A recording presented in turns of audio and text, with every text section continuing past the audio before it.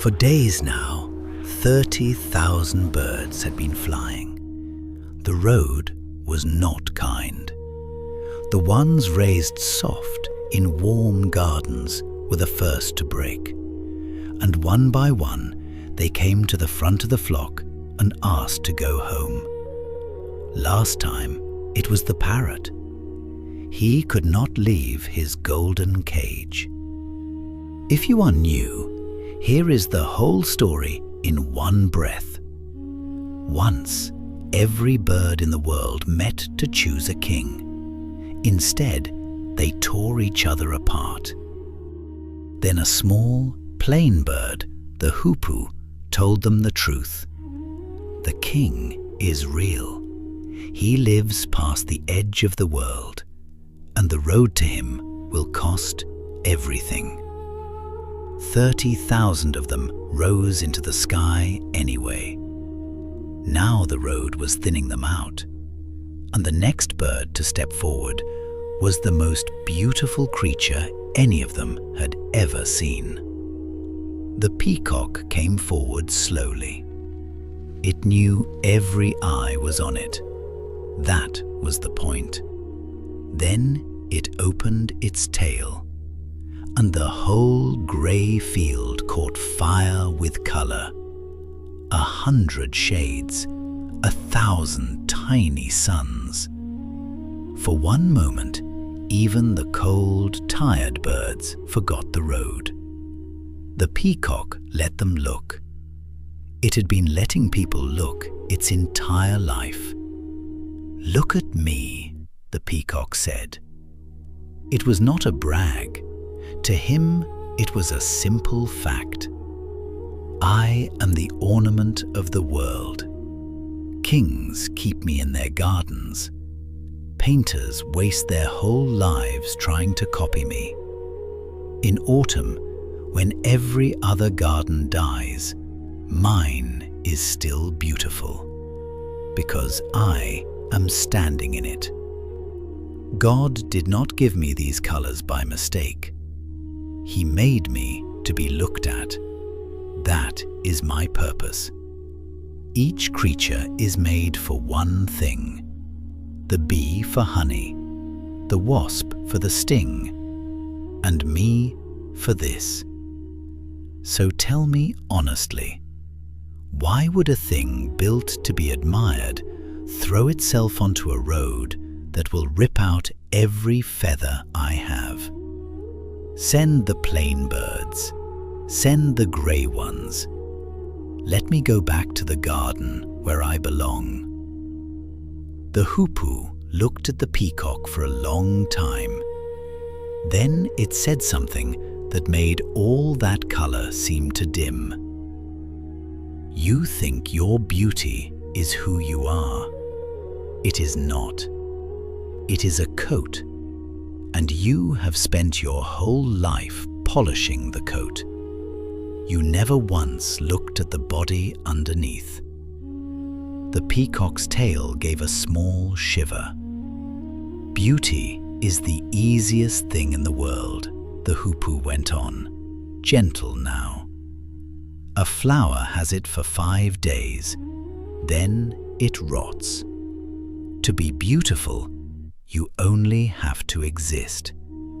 But to be someone, you have to be carved by pain, by effort, by taking the hard road when the easy one is right there in front of you.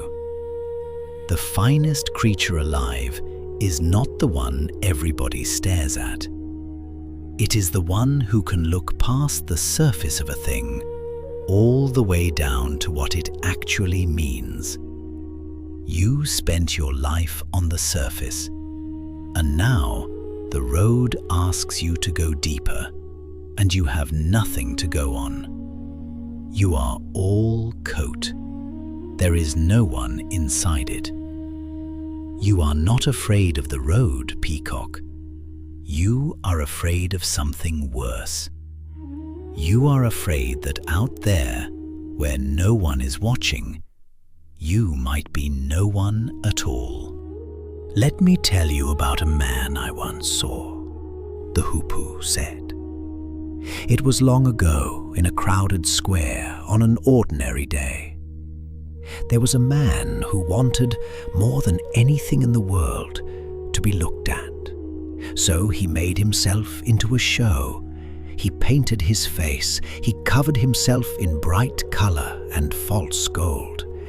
He set a crown on his own head and gilded it until it shone like a real one.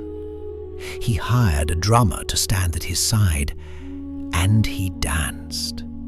He shook his head and his hands. He spun, he posed, bright as a peacock in the middle of the square. And the crowd came, the idle, the bored, the easily amazed. They circled him, they roared. For 1 hour, he was a king. He could see it on their faces, and he believed every last bit of it. Then the watchmen of the market came. They did not cheer. They cut through the crowd and scattered it. They seized the painted man by the arms. They broke his drum over a knee. They tore the crown off his head and snapped it in two. They stripped his bright costume and drove him through the square with whips until there was nothing left of the king but a beaten man in the dust. His crown of fortune had become a crown of mockery.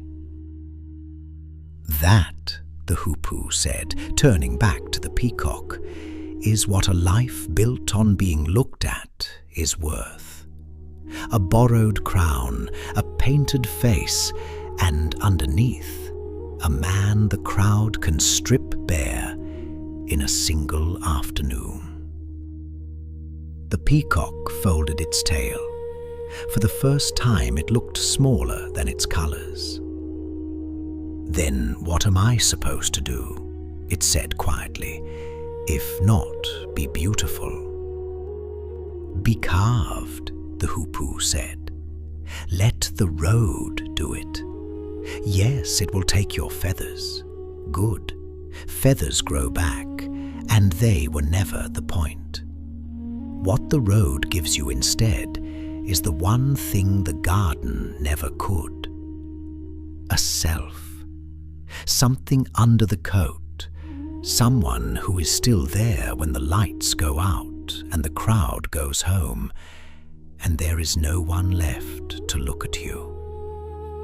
That someone is the only part of you the king can actually meet. He has no use for your colors. He has met color before. He is waiting for whoever is underneath them." And around the field, every bird went very still. Because every bird keeps a small mirror somewhere, and every bird is a little afraid of the day no one looks into it. The hoopoe did not wait for an answer. It rose into the wind, and the flock climbed after it, smaller than before.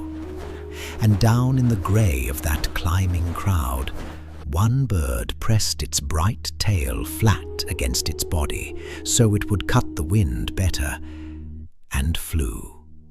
Not beautiful now, just trying to keep up.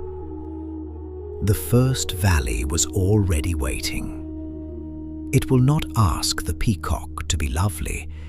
It will ask it to disappear completely and see what, if anything, is still there.